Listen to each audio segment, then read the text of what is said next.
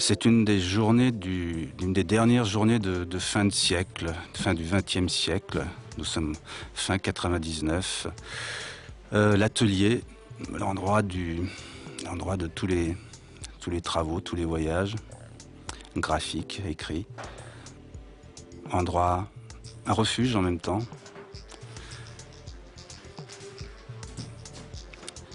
Je suis en train de terminer un album de la trilogie du monstre.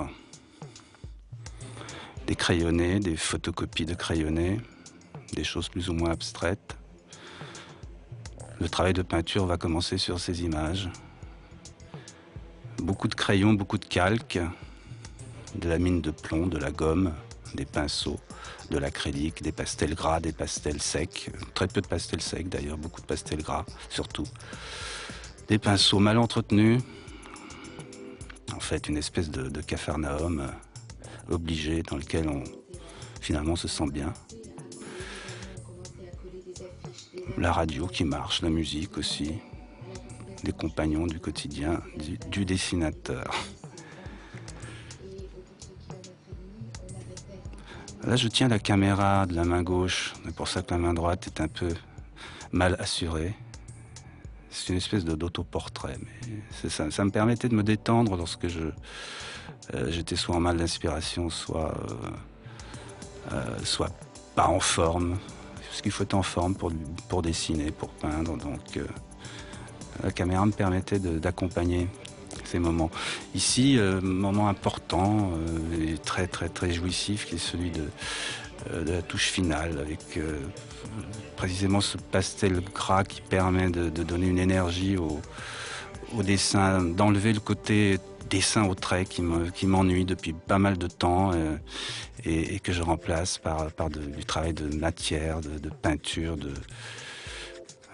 avec des gestes sans doute plus énergiques. C'est plus le bras qui travaille et moins le poignet. L'album touche à sa fin et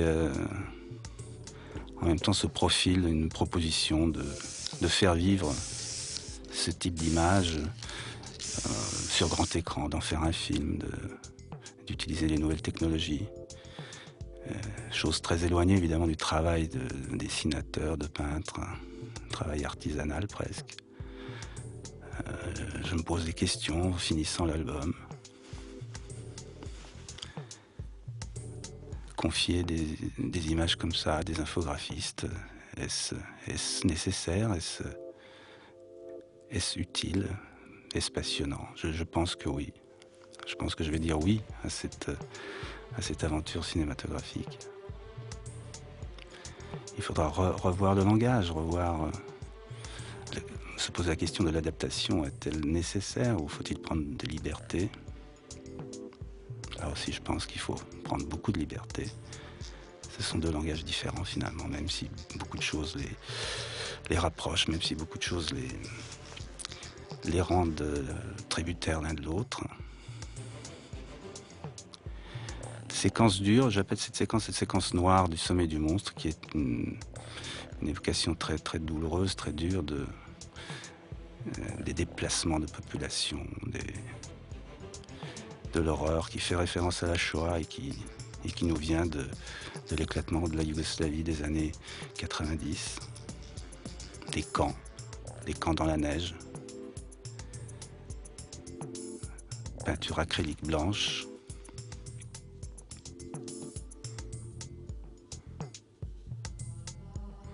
Si je fais un film, il sera forcément plus léger que le sommet du monstre.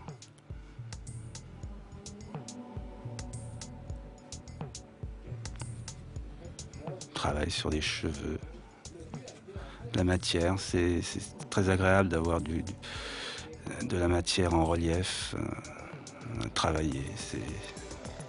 J'évoquais tout à l'heure ma lassitude du dessin au trait, de l'encre de Chine, ces outils que je trouvais un peu lourds, un peu presque désuets. Je veux dire, je reviendrai peut-être à ça un jour, mais la bande dessinée ne me satisfaisait plus à travers l'encre de Chine. La peinture, c'est plus sensuel.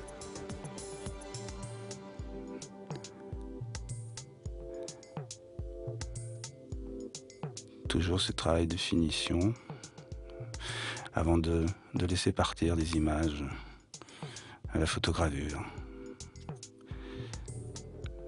On essaie de contrôler, on arrive à contrôler ce langage dessiné, peint avec relativement pas mal de confort, contrairement au cinéma, voilà, qui se profile à l'horizon et qui est plus difficile à maîtriser jusqu'au bout.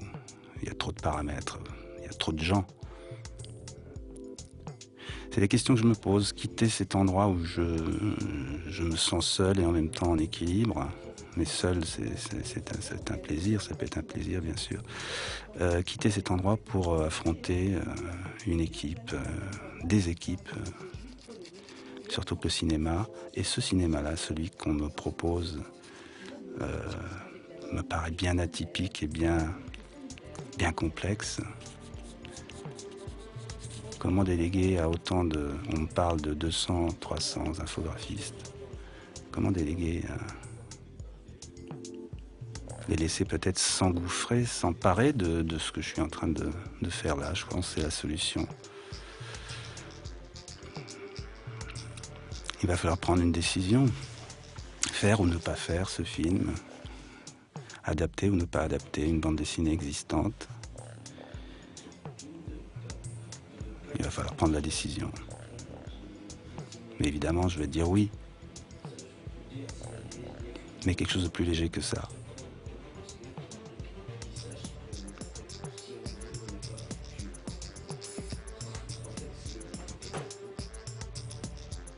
Quatre ans plus tard, le film existe, le film est sorti. Et là, sur le parquet, éparpillé, les vestiges qui ont été les détonateurs du film. Ceci est un croquis du pénitencier de Immortel, du pénitencier géostationnaire. Des images retouchées, Nicopole et Horus, et Jill. J'ai décidé évidemment de traiter une histoire à trois, une histoire d'amour atypique. Horus, essentiel personnage. Storyboard, par terre, éléments de storyboard. Près de 1600 dessins, retouches de photos.